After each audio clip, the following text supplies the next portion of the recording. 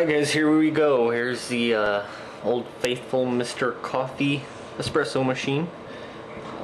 I already got it pre-filled here. One quick thing that I will mention, these all usually on the container will have a steam setting. I fill it above the steam setting that they have on there. I fill it at about the number 2 if it's a 4-shot espresso machine. That way we're only going to run steam out of it anyway, so that should give us a little extra time for the steam. Go ahead and just leave that off. And I got a couple atomizers here ready to be cleaned. First thing that I do is I'll take a pair of just regular tweezers, and it's the easiest way for me. Just pop them right in between there, something to hold on to. You definitely don't want to hold these by hand because the steam that comes off of that thing is going to be extremely hot. One other suggestion that I'd make, get yourself a couple pieces of paper towel. Even though this is just steam, it's going to make a little bit of a wet mess on the countertop, so I normally just take a couple sheets of paper towel, lay it right under the espresso machine. That way you need the nicotine liquid or anything that you're pushing out of these things, even though it's going to be a small amount, better safe than sorry. Lay something down there to absorb it up. So I'm going to go ahead and turn it on.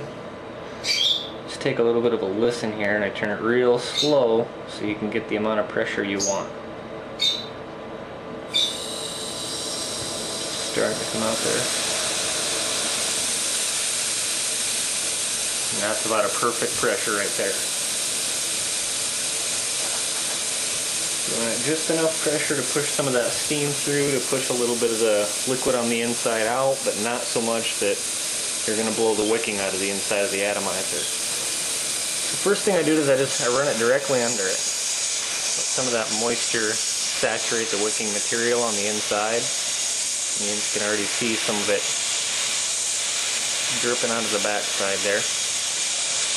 Once I see it dripping out the backside, I know enough steam has got in there that it's starting to saturate and it's pushing out that reservoir that's inside of the atomizer. So then I'll go ahead and flip it the other direction. You want to make sure, you'll see the main post on there, but there's also holes in the side of the atomizer. You want to make sure you blow out those holes as well, because they can get clogged too. I'm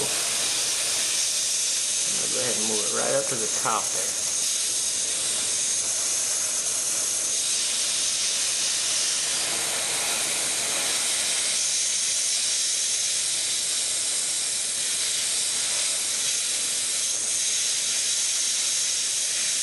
Nice amount of steam coming off.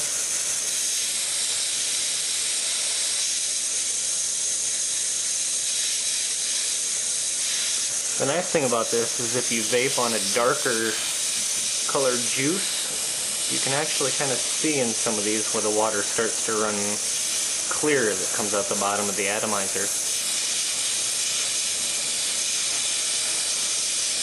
I think we pushed it pretty well through there, so I'm going to make a turn and put those side holes.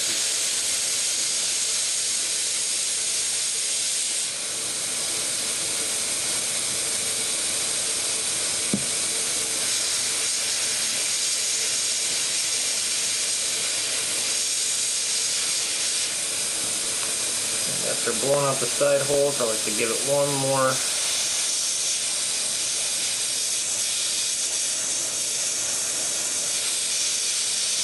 push through.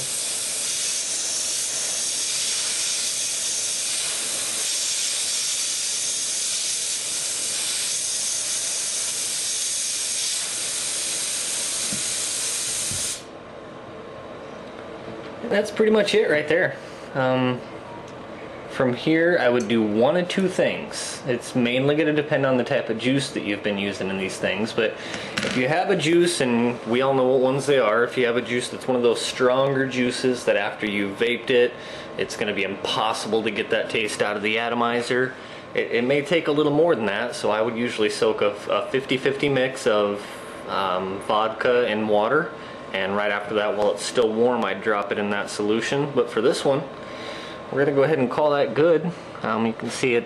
It also, the main reason I do this as well is it does a nice job with those threads. I don't know if you can see the threads on there. We'll see if we can get this to focus in a little bit. But if you can see threads, it leaves those nice and clean also, so that eliminates that need for having to go through and take a paper towel and scrub out the inside of those threads so we can get a proper connection with the battery. One more thing that I didn't mention, after you got the atomizers kind of cooled down a little bit, one more thing that I like to do, get yourself a can of dust remover or canned air. That, like I mentioned before, there's a reservoir down inside of that atomizer toward the bottom that's going to hold some of the juice around the main heating element that's going to help vaporize it. And in that reservoir that would normally hold the juice, once you clean it, it's also going to hold water. And we want to get that water out of there. We don't want that water sitting on that heating element too long. So after it's cooled down, cool enough to the touch, slide that paper towel back out from under the espresso machine. I'm going to hold on to the atomizer and take that plastic tip. I don't use full pressure on this either. I guess I had one atomizer where I've blown that wicking material out of the inside under the bridge, and paranoid of doing it again, so I hold it down in light bursts and put it right up to that center hole.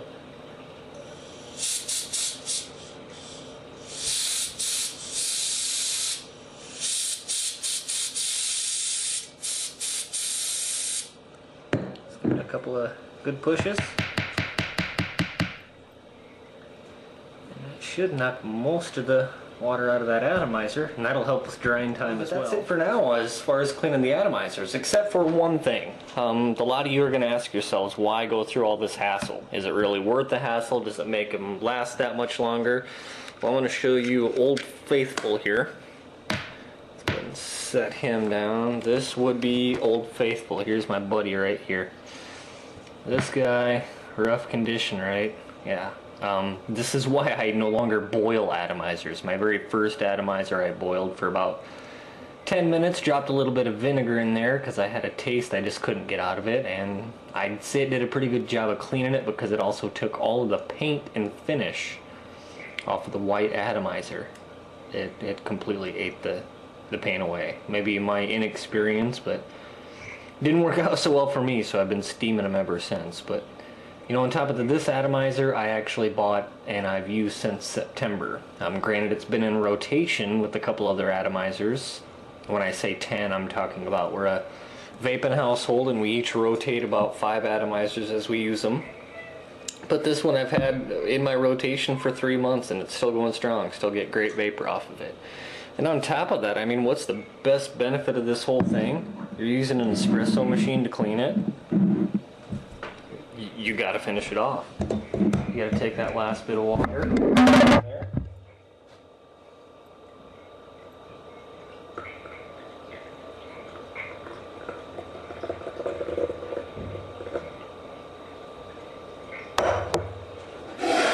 And there we go. So now I've saved myself, if it lasts twice as long as regular, I've saved myself the cost of an atomizer, and I saved myself, what, a $5 Starbucks espresso coffee drink. So hey, there's cost savings right there.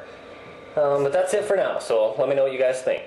Hey, real quick before we let you guys go, I'm going to do one follow-up here. I had a question asked to me on the Totally Wicked forum.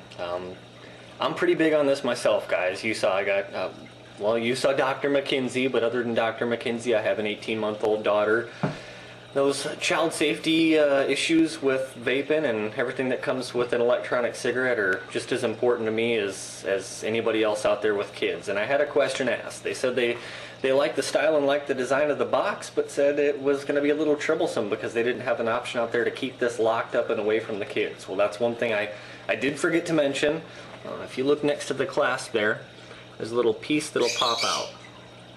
And that'll accommodate, I mean, it's not going to be, you know, completely unbreakable. I'm sure a 5-year-old boy with some imagination and intuitiveness, he'd find a way to get that broken open, but it does have an option on the side at least for a spot to put some sort of lock or locking mechanism on the box. Keep it locked up, keep it safe, and keep it away from the kids. After all, it's meant to make us healthy, let's keep our kids away from it and keep them healthy too. But just wanted to do a quick follow-up there. I'll do the same for anybody else. Any other questions that you guys have on any of my videos, go ahead and feel free to post a comment in the comment section, and I'll do my best to answer them in the next review. Hey guys, thanks for tuning in again, and until next time, SMI Vapor, signing off.